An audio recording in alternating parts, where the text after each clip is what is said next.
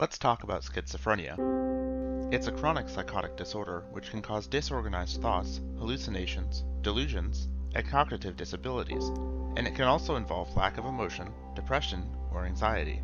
The symptoms of schizophrenia are described in two categories: a positive or added issue or experience, or a negative or lack in the person's function.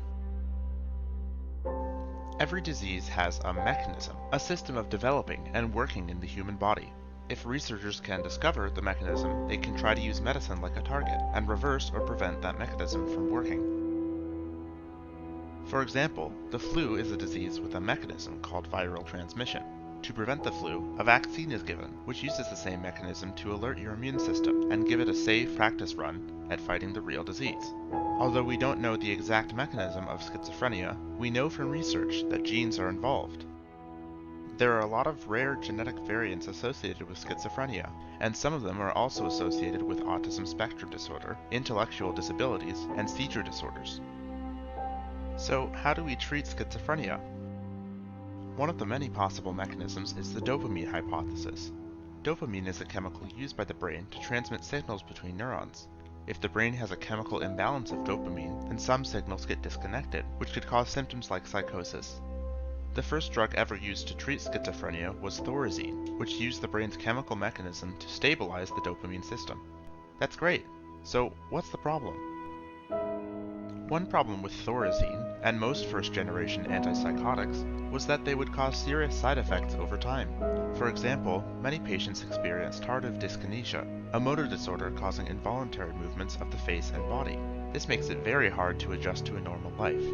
But not everyone develops tardive dyskinesia, even if they're treated with antipsychotic drugs. So, how do we know what the chances are? Researchers have found that your genes can determine whether or not you'll respond negatively to treatment.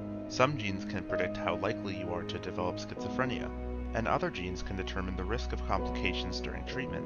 So far, the most common risk factor is maternal schizophrenia. If your mother had schizophrenia, you have a much higher chance of developing the same illness. But when it comes to treatment, doctors and scientists can use genetic testing to see what medications are the most risky for you. This is a field called pharmacogenomics. Pharmaco meaning drugs, and genomics meaning genes. In April of 2021, a study showed that there are likely two types of schizophrenia, one that is resistant to treatment and one that isn't. Researchers can now look at genetic molecules in the brain and figure out which type of schizophrenia someone has. No more using drugs based on trial and error. Now we can give the right drugs to the right patients. Schizophrenia is usually diagnosed based on a scale of positive and negative symptoms. The more symptoms you have, the more likely it is that you have schizophrenia. But now, researchers are developing polygenic risk scores, which take your genes into account to determine whether you have schizophrenia and how resistant to treatment you might be. With recent studies, we can even figure this out before the symptoms are at their worst. Pharmacogenomics is a fairly modern approach to treating schizophrenia, and even though lots of research is underway, we still aren't very close to understanding how schizophrenia happens, or what drugs are best at reversing its mechanisms. There are many theories, and many drugs which seem to help, but nothing is 100% reliable. For people with schizophrenia, the disease can make it impossible to be a functioning member of society, and even with the best drugs and therapies, the chances of living a healthy life are still very low.